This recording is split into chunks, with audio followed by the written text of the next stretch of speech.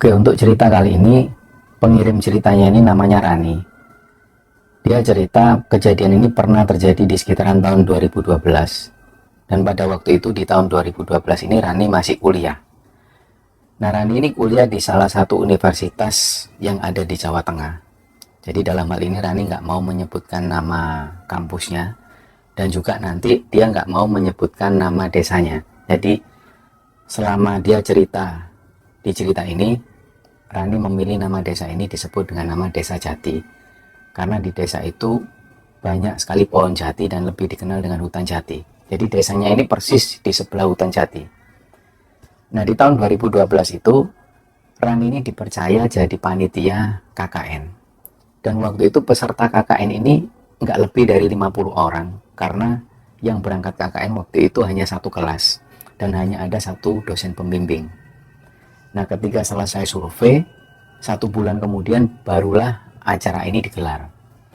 Jadi semua peserta ini ngumpul, dan waktu itu peserta ini berangkat lebih dulu naik bis.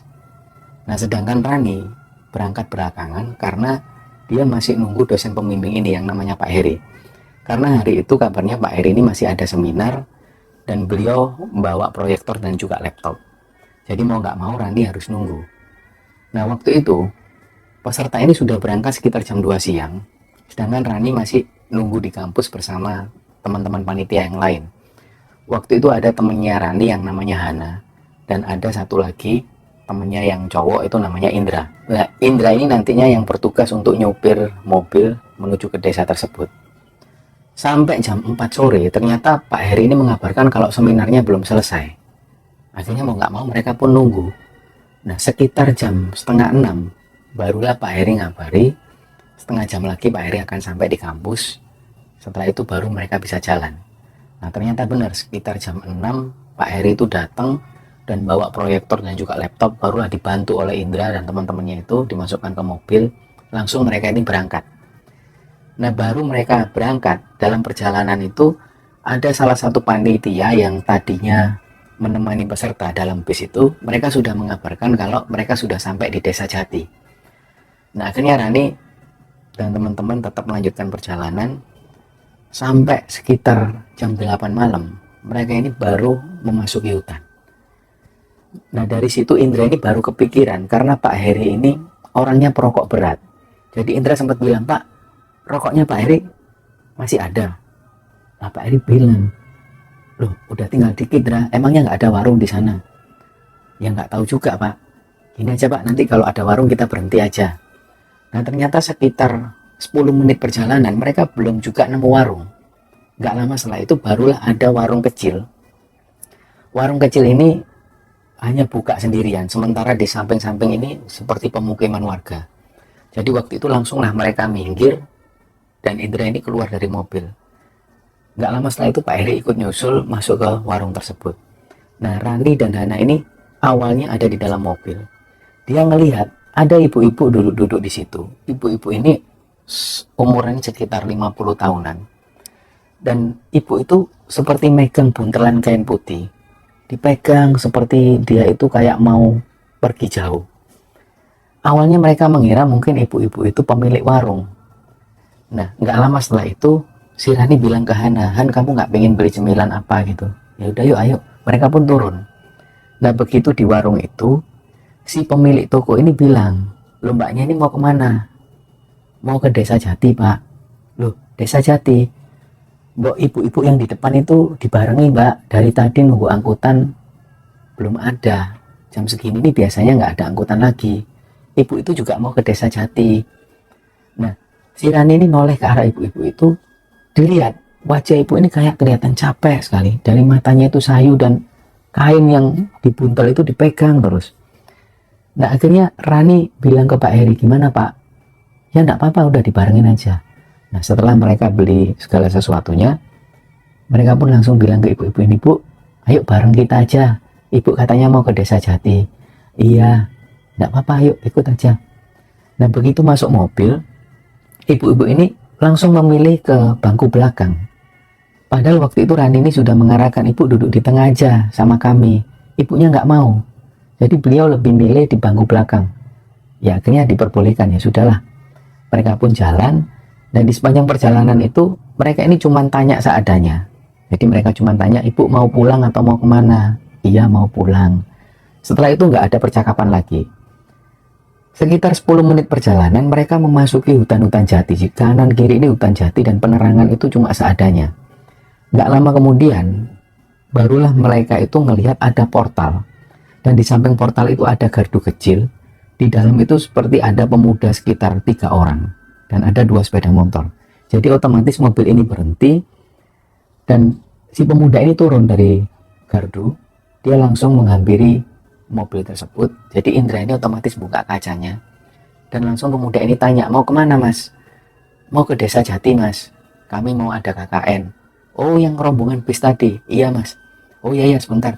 Nah begitu si pemuda ini mau buka portal, tiba-tiba dia ini noleh ke arah bangku belakang. Terus dia tuh bilang, astagfirullahaladzim, ya Allah. Langsung dia ini teriak-teriak ke teman-temannya yang lain, ayo ayo ayo. Jadi Indra dan teman-teman itu waktu itu ngelihat, loh ini kenapa semua? Jadi mereka itu ngelihat 3 orang pemuda itu kayak ketakutan, langsung motornya ini di starter dan mereka ini pergi kayak ketakutan. Nah awalnya mereka ini nggak curiga, mereka itu takut ngapain. Ya sudahlah, Indra pun turun, dibuka sendiri portalnya. Begitu portal dibuka, Indra langsung menjalankan mobil lagi. Nggak lama setelah itu mereka masih ada di hutan jati. Sekitar 15 menit kemudian, ibu-ibu yang di belakang itu bilang, mas turun di sebelah kiri aja. Oh iya bu. Nah akhirnya mobil ini menepi. Mereka itu ngelihat ada seperti tanggul dan ada tangga kecil menuju ke atas. Nah ibu-ibu itu turun di sana dan si ibu-ibu ini sempat mengucapkan terima kasih. Akhirnya mereka pun langsung melajukan kendaraan. Mereka lanjut jalan lagi. Nah belum lama jalan, Pak Heri itu sempat bilang ke Indra, Indra, ibu-ibu tadi itu pakai baju apa ya? Si Indra bilang, baju kuning kayaknya Pak. Iya bener nggak? Indra tanya ke teman-temannya si Rani dan Nana. Iya kuning Pak, kenapa? Nggak gitu kok, aku agak aneh ya. Dari kaca spion itu tak awasi kok ibu-ibu itu kayak pakai baju putih. Nah si Rani sempat bilang, bukan Pak, yang baju putih itu, kain putih itu mungkin yang Bapak lihat ini buntelan kain yang dibawa ibu-ibu itu. Beliau tuh pakai baju kuning gitulah pokoknya, kuning-kuning kecoklatan gitu.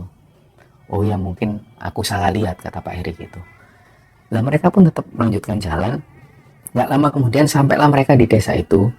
Mereka ngelihat bis peserta ini sudah ada di depan balai desa. Jadi otomatis Indra pun memarkirkan mobilnya persis di samping bus itu. Nggak lama setelah itu mereka langsung menuju ke rumah Pak Kades. Nah di sana Pak Kades menyambut. Dan setelah itu mereka ditempatkan di satu rumah, terutama si Rani dan Hana ini. Dan sedangkan Pak Heri dan juga si Indra, mereka tidur di rumah Pak Kades. Nah diantarlah Rani dan Hana ini menuju ke satu rumah. Di situ sudah ada peserta KKN yang lain, ada sekitar 3 orang cewek-cewek yang tinggal di sana. Jadi Rani dan Hana pun langsung bersiap-siap untuk istirahat, karena waktu itu sudah malam dan belum ada kegiatan, mereka pun tidur. Nah di rumah yang ditempati Rani ini tinggal 1 orang perempuan yang usianya hampir sama dengan Rani dan teman-teman. Nah si perempuan ini namanya Aini. Dulu dia pernah kuliah di Jawa Tengah juga. Dia ambil D3 dan waktu itu dia sudah lulus, jadi usianya hampir sama. Keesokan harinya barulah si Rani dan Hana ini kenalan dengan si Aini, karena malamnya belum sempat ketemu Aini. Aini sudah tidur lebih dulu. Jadi mereka pun ngobrol. Ternyata dulu Aini ini sempat ngambil D3 di salah satu universitas di Jawa Tengah. Ketika mereka ngobrol-ngobrol, akhirnya mereka pun mengikuti kegiatan. Nah sampai malam hari kemudian, si Rani dan Nana pulang ke rumah. Di rumah Aini itu ternyata Aini ini tinggal sendirian. Dan Aini ini termasuk salah satu orang tuanya meninggal. Jadi ibunya Aini itu meninggal beberapa hari yang lalu dan belum genap 40 hari.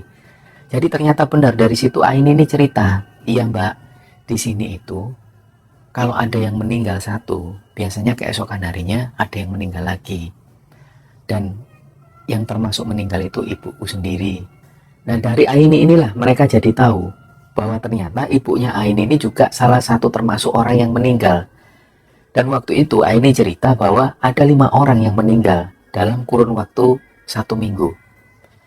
Nah akhirnya Aini menjelaskan, udah mbak nggak usah takut, di sini itu memang biasa kayak gini. Jadi yang saya pesankan mbak-mbaknya nggak usah takut lah. Malam itu ketika mereka selesai makan, seperti biasa mereka cuci piring sendiri. Jadi toilet di rumah Aini ini posisinya ada di luar rumah. Di pintu belakang itu mereka keluar, ada toilet di sana, dan di samping toilet ini ada sumur. Jadi mereka ini sering cuci piring di samping sumur itu. Dan posisi mereka cuci piring itu menghadap ke tembok toilet. Nah, di toilet itu di atas ada ventilasi, ada lubang 2 di sana. Jadi ketika ada orang yang masuk ke toilet, mereka pasti dengar orang yang beraktivitas di dalam toilet itu. Waktu itu ada Rani, Hana, dan salah satu temannya lagi yang lagi cuci piring. Karena mereka ini takut dengan isu pocong, waktu itu yang memulai membahas tentang pocong ini si Rani lebih dulu. Han, jangan pergi dulu ya, sampai kita ini benar-benar selesai, kamu jangan ninggal. Aku takut kalau ada isu-isu pocong itu. Iya, nggak usah takut. Jadi 3 orang ini masih ada di sana. Nggak lama kemudian, mereka ini dengar kalau ada yang masuk ke toilet. Lah karena mereka sudah parno lebih dulu, Rani ini tanya, siapa itu? Aku, Desi. Oh ya udah, tahu kan bahwa yang masuk ke toilet ini Desi. Jadi mereka lanjut cuci piring, dan waktu itu mereka dengar kalau Desi ini sudah keluar toilet. Nah mereka masih cuci piring, nggak lama kemudian ada lagi yang masuk ke toilet. Karena mereka masih takut. Jadi waktu itu yang tanya ini Hana, siapa? Ternyata nggak ada jawaban dari dalam toilet. Mulailah mereka agak ketakutan. Udahlah nggak usah dibahas, katanya si Hana gitu. Tapi Rani ini karena sudah terlanjur ketakutan, si Rani ini langsung cepet-cepetan nyuci piring. Han, ayo Han, cepetan Han. Aku takut isu-isu pocong itu loh. Apalagi kan ibunya Aini itu yang juga meninggal. Nah begitu mereka cuci piring, ternyata di dalam toilet itu mereka dengar ada suara ibu-ibu yang berdeham. Langsunglah dari situ mereka ini semakin ketakutan. Siapa? Ternyata di dalam itu nggak ada jawaban. Nggak lama kemudian ada suara perempuan yang berdeham. Mbok ya jangan ngomongin saya mbak. Dari situlah mereka langsung lempar piring itu dan mereka langsung masuk sambil teriak. Jadi mereka itu ketakutan. Karena suara ini suara ibu-ibu. Dan si ibu-ibu itu bilang seperti itu. Jadi begitu si Rani, Hana, dan satu temannya ini masuk ke dalam rumah, mereka nggak langsung masuk kamar, tapi keluar rumah. Mereka langsung menuju ke rumah Pak Kades. Di situ kebetulan Pak Heri ini lagi ngerokok. Dan di sampingnya ada Indra dan juga Pak Kades. Jadi Pak Heri itu langsung heran, "Duh, kalian ini kenapa?" "Pak, kami takut Pak." "Kenapa?" "Tadi kami tuh ditakutin ada suara di rumahnya Mbak Aini." Akhirnya Pak Kades mungkin yang sudah paham tentang itu, akhirnya ya sudah Mbak, tidur di kamarnya istri saya aja, nggak apa-apa. Sementara teman-teman yang lain yang ada di rumah Ain ini sudah tidur lebih dulu. Jadi mereka nggak tahu menahu tentang apa yang dialami oleh Rani dan Hana waktu itu. Akhirnya Rani dan Hana tidur di dalam kamar istrinya Pak Kades, dan keesokan harinya si Rani ini cerita lagi ke Pak Kades dan juga ke Pak Heri. Setelah dapat cerita itu Pak Kades bilang, "Sudah Mbak, nggak usah takut. Kalau memang Mbak Rani ini takut, sudah nggak usah tidur di rumah Mbak ini lagi, tapi saya minta tolong jangan dibocorkan cerita ini ke teman-teman yang lain. Nanti kalau teman-teman yang lain ini tahu, takut, malah nanti acara ini nggak bisa terselenggara. Saya kan kasihan sama Pak Heri juga." Nah dari situ Pak Heri menekankan lagi ke Rani dan Hana, "Iya Ran, beneran loh ya Han. Hana juga jangan disebarkan ke yang lain." "Iya Pak." Nah mereka pun sepakat. Akhirnya siang itu digelarlah satu kegiatan, dan singkat cerita, sore harinya panitia ini menggelar rapat evaluasi di rumah Pak Kades. Nah, beberapa panitia pun ngumpul di rumah Pak Kades. Waktu itu karena suasananya ini sudah hampir malam, Pak Kades bilang, "Mbak, pintunya ditutup aja karena cuacanya dingin." Ditutuplah oleh Indra. Dan setelah itu rapat ini masih digelar, rapat evaluasi. Waktu itu Pak Heri ini ngerokok. Indra pun juga ngerokok, dan ada beberapa panitia cowok itu yang juga ngerokok. Nah karena ruangan ini ketutup, meskipun ruang tamu Pak Kades itu besar, si cewek-cewek itu agak nggak nyaman dengan asap rokok. Mereka sempat bilang, "Tolong dong yang cowok-cowok dimatiin dulu rokoknya, ini nggak ada ventilasi lagi." Akhirnya mereka sadar, dimatikanlah rokoknya, termasuk Pak Heri. Mereka memulai lagi membahas. Sekitar jam 6:30 malam mulai turun hujan. Nah hujan ini semakin deras dan disertai petir. Tapi mereka tetap rapat. Dan Pak Kades waktu itu ada di dalam kamarnya. Nah begitu hujan ini deras-derasnya, tiba-tiba di pintu depan itu ada yang gedor. Brak, brak, brak. Itu siapa, Indra? Si Rani ini yang parno sendiri. Dia bilang ke Indra, udah bentar tak buka. Begitu Indra ini beranjak dari duduknya, Pak Kades ini keluar kamar terus bilang, Mas, nggak usah dibuka. Loh, kenapa, Pak? Sudah nggak usah dibuka, lanjutkan aja rapatnya. Begitu mereka melanjutkan rapat, teman-teman yang lain ini juga heran. Kok ada ketuk-ketuk pintu kok nggak boleh dibuka sama Pak Kades, sementara di luar ini hujan deras. Dan suara ketukan pintu ini terus terdengar, dak, dak, dak. Lah, karena sudah dapat perintah dari Pak Kades untuk nggak membuka pintu, jadi mereka tetap rapat. Nggak lama kemudian ada petir yang benar-benar keras sekali. Dari petir itulah mengakibatkan listrik ini padam. Disitulah yang cewek-cewek ini teriak ketakutan. Wah, wah. Sementara Pak Heri ini bilang, hei, kalian ini di rumah orang. Jangan teriak-teriak kayak gitu. Takut, Pak, takut, Pak. Ya sudah, nyalain senter dari HP itu. Akhirnya cepet-cepetan mereka cari HP. Senter HP ini dinyalakan. Begitu senter HP dinyalakan, ternyata di tengah-tengah mereka itu ada pocong. Disitulah langsung mereka ini ketakutan, teriak-teriak semua, dan mereka mau keluar. Suasana di luar ini hujan deras. Nah, nggak lama setelah itu dengan situasi semacam itu Pak Kades itu keluar. Sudah, kenapa? Pak, ada pocong, Pak. Jadi beberapa dari mereka itu melihat pocong ini kayak jenazah yang tiba-tiba ada di depan mereka persis. Disitulah mereka ketakutan sampai Pak Kades itu mengeluarkan senter. Begitu senter ini dikeluarkan, terus disorotkan ke tempat yang dimaksud, ternyata nggak ada apa-apa. Nah, Pak Kades ini berusaha menenangkan, sudah tenang Mbak, nggak ada apa-apa, sudah ditutup lagi aja pintunya. Setelah pintu ditutup, suasana ini masih gelap. Istri Pak Kades itu keluar, bawa lampu tempel, dan anaknya Pak Kades ini bawa lilin, dinyalakan lah. Lilin-lilin itu suasana sudah agak terang. Nah, sekitar setengah jam kemudian, barulah lampu ini nyala lagi. Setelah itu, karena kejadian itu persis di depan mereka ngelihat pocong. Akhirnya yang cewek-cewek ini nggak berani pulang ke rumah, terutama yang tinggal di rumah Mbak Ain itu mereka nggak berani pulang. Akhirnya Pak Kades bilang, ya sudah, tidur di sini aja, nanti dibagi, yang cewek sebelah sini, yang cowok sebelah sana. Jadi malam itu mereka ini tidur bareng-bareng dan dibatasi kursi waktu itu. Nah, begitu mereka ini tidur, sekitar jam 1:30 dini hari, mereka itu dengar ada yang ketuk-ketuk pintu lagi. Dak, dak, dak. Dak, dak, dak. Nah, Rani itu kebangun lebih dulu. Dia itu langsung bangunin Hana. Han, siapa Han? Udah bangunin yang cowok-cowok. Indra bangun. Kenapa? Ada yang gedor-gedor pintu. Ternyata si cowok-cowok ini nggak dengar apapun. Setelah Indra ini bangun, ternyata memang nggak ada yang gedor-gedor pintu. Udah nggak ada, tidur lagi aja. Mereka pun tidur lagi. Nah, begitu si Rani dan Hana ini coba tidur lagi, Rani ini nggak bisa tidur. Jadi dia coba memejamkan mata, dan nggak lama setelah itu Rani itu ngerasa kalau ada yang duduk di ruang tamu itu. Dan Rani ini langsung nyenggol tubuhnya Hana. Han, bangunan. Iya, aku belum tidur. Hana bilang seperti itu. Han, kok kayak ada yang duduk di kursi tamu itu ya? Si Hana ini sempat bilang, iya, udah, diabaikan aja. Nggak usah dilihat, kamu tetap merem, nggak usah buka matamu. Jadi waktu itu mereka ini memejamkan mata, jadi nggak berani buka mata, tapi mereka berdua ini ngerasa kalau ada yang duduk di situ. Nah, nggak lama kemudian sosok ini kayak berdiri dan suaranya tuh jelas banget kalau si sosok ini tiba-tiba deket di arah mereka. Karena si Rani dan Hana ini mencium bau yang busuk banget. Jadi waktu itu karena mereka ketakutan, si Rani ini jerit-jerit, Dra. Indra ini sempat bangun. Kenapa? Padahal waktu itu Rani dan Hana ini sudah dengar suara Indra, tapi si Rani ini nggak berani buka mata. Dan begitu Indra ini dekat, kenapa?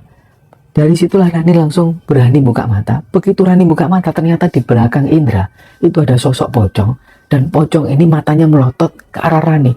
Langsunglah Rani ini teriak-teriak, dia benar-benar ketakutan, lari kayak orang yang benar-benar ketakutan lah waktu itu.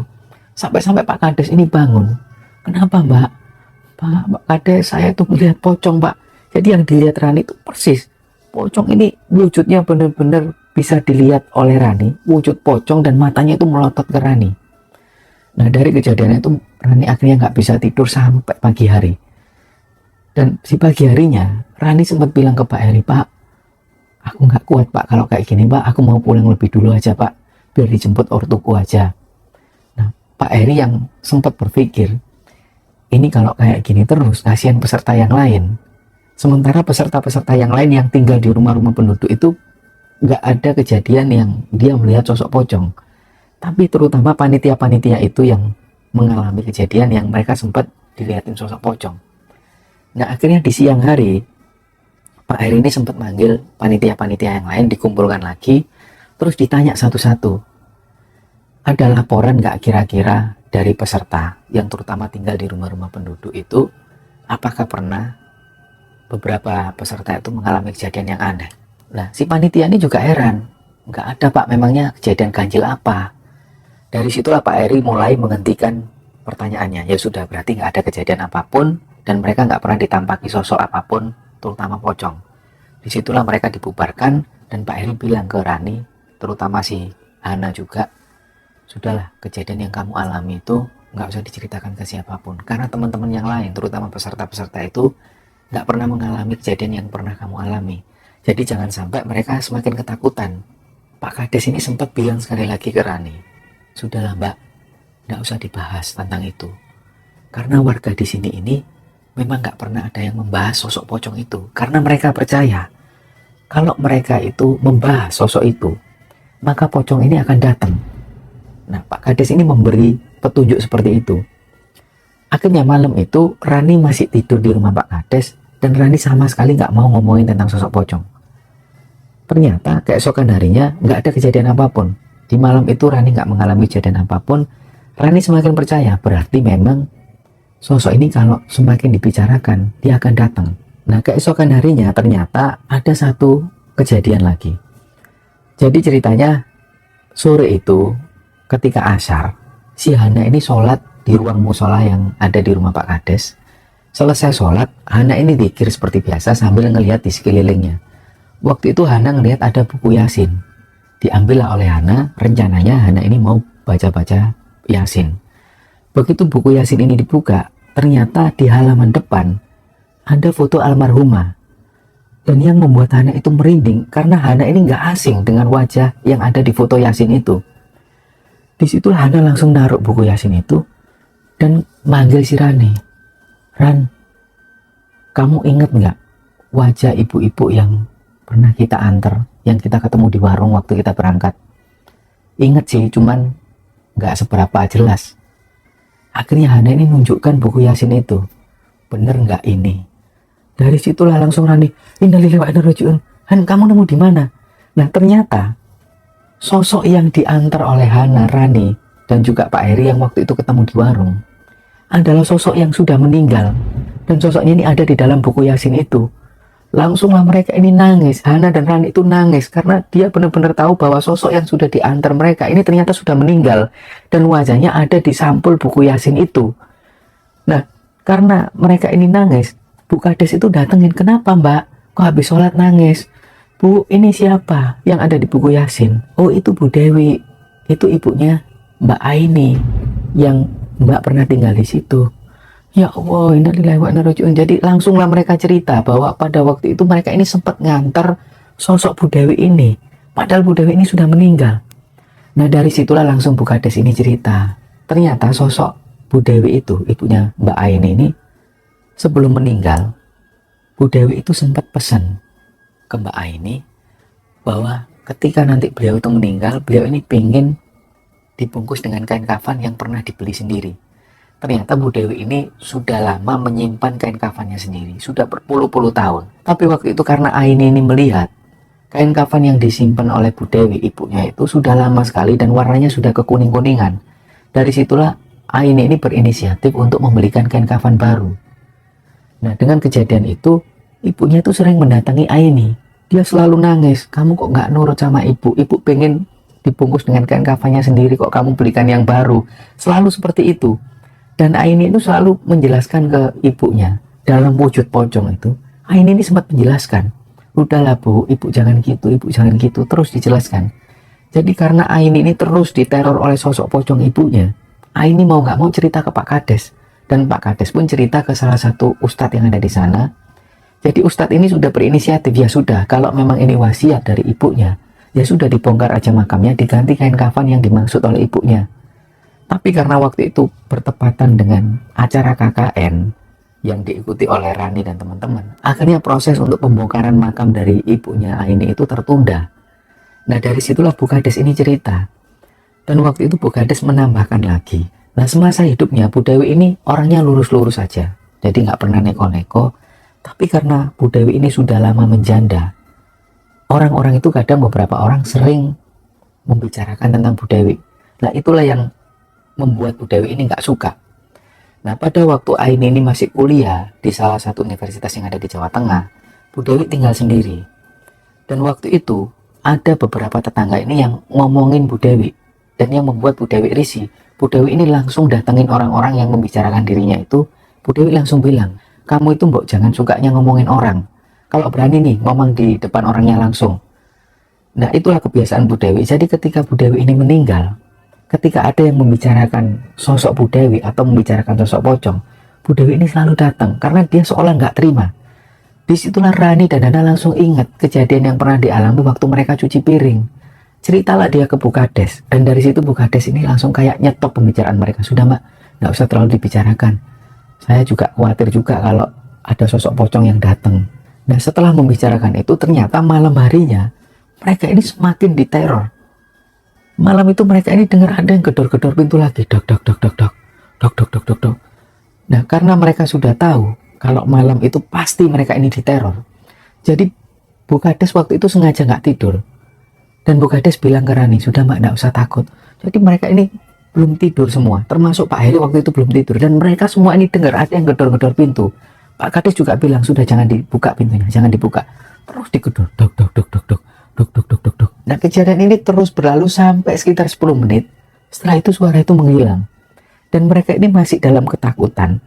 Sampai mereka ini terjaga sampai subuh hari. Setelah matahari terbit, barulah mereka baru bisa tenang. Dan di siang harinya, karena hari itu hari terakhir, si Rani dan teman-teman ini lega, termasuk Pak Heri waktu itu lega, karena ini hari terakhir mereka pulang. Nah, ketika mereka pamit pulang, Pak Kades dan Bu Kades ini sempat pesan, Mbak, kami terima kasih sudah berkunjung ke desa kami, dan mohon maaf kalau banyak kejadian-kejadian yang nggak mengenakan yang dialami oleh Mbak dan teman-teman. Dan mereka pun juga mengungkapkan rasa minta maafnya, karena mereka juga mengalami situasi yang semacam itu. Mereka minta maaf juga ke Pak Kades dan Bu Kades. Dan waktu itu yang terakhir diungkapkan oleh Pak Kades ini sempat bilang, Pak, tolong disampaikan ke semua mahasiswa dan mahasiswinya, jangan dibahas hal inilah. Jangan dibahas sekalipun, meskipun sudah keluar dari desa ini. Karena saya khawatir, kalau mereka itu dibicarakan, mereka akan hadir lagi dengan wujud pocong. Dan saya nggak bisa bertanggung jawab soal itu. Karena warga sini ini percaya, kalau mereka itu dibicarakan, mereka akan muncul. Nah, dari situlah bertahun-tahun kemudian, Rani dan teman-teman ini nggak berani membicarakan tentang hal itu. Sampai kemudian Rani berani membicarakan hal ini lagi di tahun 2022.